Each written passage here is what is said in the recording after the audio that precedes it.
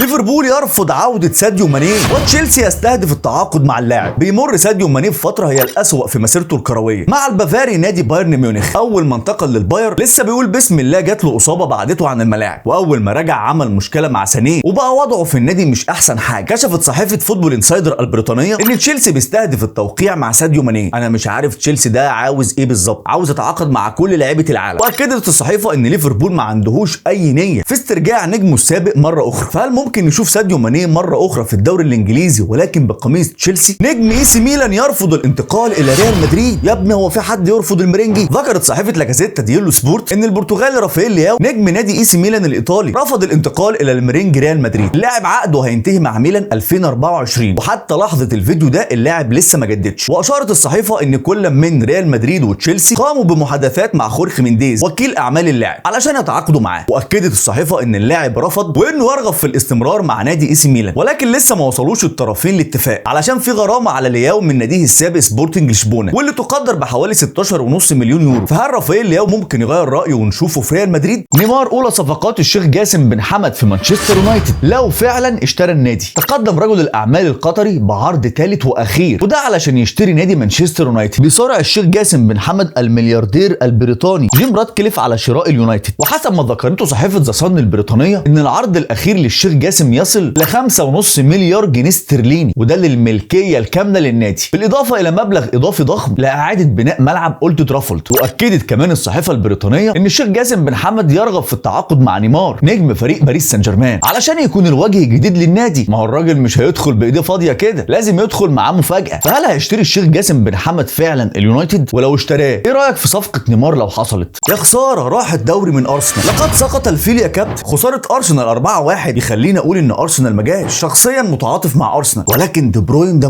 ممتع لدرجة الإبداع في كرة القدم. دي بروين ده ممكن تسميه الساحر القاتل. قتل حلم أرسنال بالفوز بلقب الدوري. شوف جودة الإنهاء ولا جودة التحكم في الكورة. ولازم كمان نشيد بجوارديولا باب المدربين وأستاذهم. تفوق الأستاذ على تلميذه أرتيتا. وهالاند كان عامل شبه المكنة النهاردة، تحركاته رهيبة ابن اللذينة، بيعرف يتمركز في المساحة الفاضية كما ينبغي، بيصنع وبيسجل وبيحطم الأرقام القياسية كمان. إيرلينج هالاند بيكسر رقم محمد صلاح ويصبح أكثر لاعب في تاريخ البريمير ليج تسجيل للأهداف في موسم واحد بتسجيل 33 هدف. فهل حسم الدوري رسميا لمانشستر سيتي أم أرسنال ليها رأي آخر؟ الأهلي كالعادة يحكم بأحكام ويقصي فريق الرجاء المغربي المحترم من دوري أبطال إفريقيا بنتيجة المباراتين 2-0. الأهلي يا كابتن لعب بذكاء في المغرب بخبرته، قفل المساحات على لاعبي الرجاء، وده اللي قلل خطورة فريقهم رغم ان هم بيلعبوا على ارضهم ووسط جمهورهم. كولر كان ذكي جدا وعاوز اشيد بيه، عرف يدير المباراة ويخرج بالنتيجة اللي هو عاوزها من الماتش. كل اللاعبين كانوا مركزين جدا ونفذوا خطط كولر بالحرف، وبكده هيكون نص النهائي نار يا حبيبي نار ما بين الاهلي والترجي التونسي، وعلى الجانب الثاني ما بين الوداد وصن داونز. انا طبعا اتمنى واتوقع باذن الله الاهلي يصعد، وعلى الجانب الثاني اتمنى طبعا ان الوداد يصعد والاهلي والوداد يكونوا في النهائي. فهل انت ابو الكباتن تتوقع مين؟ هل تعلم ان جمال موسيالا انتقل الى بايرن ميونخ قادما من نادي تشيلسي مقابل 200,000 يورو؟ وهل تعلم برضو ان منذ انتقاله تحول من تمثيل منتخب انجلترا الى منتخب المانيا ولعب معاهم كاس العالم قطر وفاز بدوري ابطال اوروبا وحصل على 9 القاب مع بايرن ميونخ وقيمته وصلت ل 110 مليون يورو حسب ترانسفير ماركت، يعني من 200,000 يورو ل 110 مليون يورو علشان يبقى تشيلسي يبيعه كويس. طب هل تعلم برضو انه حصل على افضل لاعب في المانيا 2022؟ فما هو تقييمك يا ابو الكباتن لجمال موسيالا؟ لاعبين مش هيجي في بالك ابدا ان هم لعبوا للانديه دي. اللاعب البرازيلي كوتينيو واللي لعب لانتر ميلان، واللاعب البرتغالي خواريزما واللي لعب لبرشلونه، والكاميروني صامويل ايتو واللي تصدق ان هو لعب لايفرتون، اما الجابوني اوباميانج واللي لعب لاي سي ميلان الايطالي، والكسندر باتو واللي لعب لنادي تشيلسي، واللاعب الاسباني بيكيه واللي لعب لنادي ريال ساراكوستا الاسباني، وصامويل ايتو ايضا نجم برشلونه واللي لعب لريال مدريد. اكتر 7 انديه استقبلوا اهداف من الاسطوره كريستيانو رونالدو في بطوله الدوري. اخترت لكم 7 انديه نسبه لرقم الدون كريستيانو رونالدو. رقم 7 بيجي نادي مالاجا واللي سجل فيه كريستيانو 17 هدف، وفي المركز السادس بيجي نادي اتلتيكو بلباو ب 17 هدف برضه، وفي المركز الخامس بيجي نادي برشلونه ب 18 هدف، وفي المركز الرابع بيجي نادي سيلتا فيجو ب 20 هدف، وفي المركز الثالث بيجي نادي ختافي ب 23 هدف، وفي المركز الثاني بيجي نادي اتلتيكو مدريد ب 25 هدف. اما في المركز الاول فبيجي النادي اللي مرماه محبب لكريستيانو رونالدو نادي اشبيليه واللي سجل فيهم كريستيانو 27 هدف. والسؤال ده ليك انت ابو الكباتن، هل تتوقع عوده كريستيانو رونالدو لاوروبا مره اخرى؟ وبس كده، شكرا ليكم جدا على المشاهده. اوعى تنسى اللايك والفولو والاشتراك علشان يوصل يوصلك كل الاخبار الجديده، واشوفكم الحلقه الجايه.